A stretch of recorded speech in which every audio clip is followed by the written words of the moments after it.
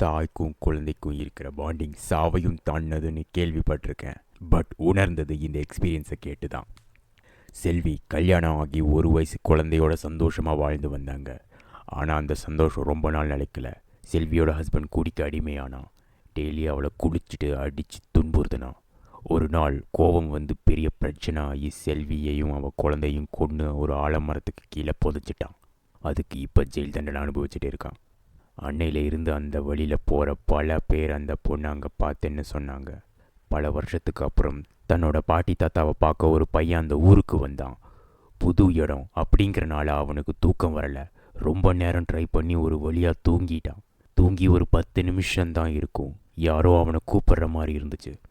எழுந்து பார்த்தா உடம்பெல்லாம் வேர்த்து போயிருந்துச்சு. என்ன ஆச்சுன்னு யோசிக்கிறதுக்கு முன்னாடி அவனை யாரோ தொட்ட மாதிரி இருந்துச்சு.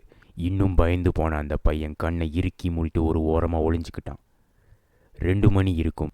எங்கேயோ ஏதோ ஒரு குழந்தை கத்தி அழுகிற சத்தம் அவனுக்கு கேட்டுச்சு. அவனுக்கு தெரிஞ்ச வரைக்கும் அவங்க வீட்லேயோ இல்லை பக்கத்து வீட்லேயோ எந்த குழந்தையுமே இல்லை. அப்போ எங்கே இருந்து அந்த சத்தம் வந்துச்சுன்னு ஜன்னல் வழியாக எட்டி பார்த்தான். ஒரு பெரிய ஆலமரம் தெரிஞ்சுது. அவனோட கண்ணை அவனாலேயே நம்ப முடியல.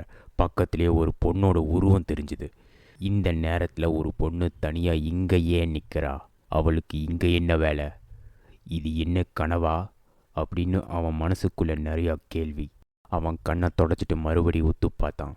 அந்த பொண்ணோட கையில் ஒரு குழந்தை இருந்துச்சு. அந்த குழந்தை மறுபடியும் அழ ஆரம்பிச்சுது. அப்போ அந்த பொண்ணு அழுதுகிட்டே தாலாட்டு பாடினான். அந்த தாலாட்டில் வலியும் வேதனையும் யாராவது நமக்கு வந்து உதவி பண்ண மாட்டாங்களாங்கிற ஒரு ஏக்கம் தெரிஞ்சுது. ரொம்ப நேரம் அந்த பொண்ணை பார்த்துட்டே இருந்த அவன் தன்னை அறியாமல் அழுக ஆரம்பிச்சிட்டான். அழுது அழுது அவனுக்கே தெரியாமல் மயக்கம் போட்டு விழுந்துட்டான். அப்போ அவனுக்கு ஒரு வித்தியாசமான எக்ஸ்பீரியன்ஸ்.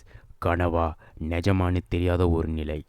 ஒரு ஆள் அவன் ஒய்ஃபையும் குழந்தையும் கத்தியால் குத்தி குத்தி கொன்று ஆலமரத்துக்கு அடியில் புதைக்கிறான். மறுபடியும் வேர்வையோட பயந்து அலறிட்டு எந்திரிச்சு அவன் ஜன்னல் வழியாக அந்த பொண்ணோட முகம் ரொம்ப பக்கத்தில் தெரிஞ்சதை பார்த்து அப்படியே உறைஞ்சு போயிட்டான். அடுத்த நாள் தன்னோட பாட்டி தாத்தா அவனை பக்கத்தில் இருக்கிற கோவிலுக்கு கூட்டிகிட்டு போய் மந்திரிச்சு விட்டு என்ன ஆச்சுன்னு பூசாரி கேள்வி கேட்டப்ப அவங்க கிட்ட நடந்த எல்லாத்தையும் சொன்னான். சொன்னதும் அவங்க சொன்ன விஷயம் இவனுக்கு இன்னும் பயங்கரத்தை கொடுத்தது.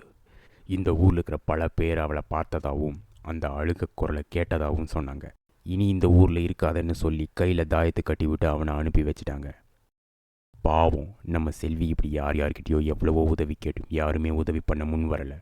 நீங்க போங்க போங்க.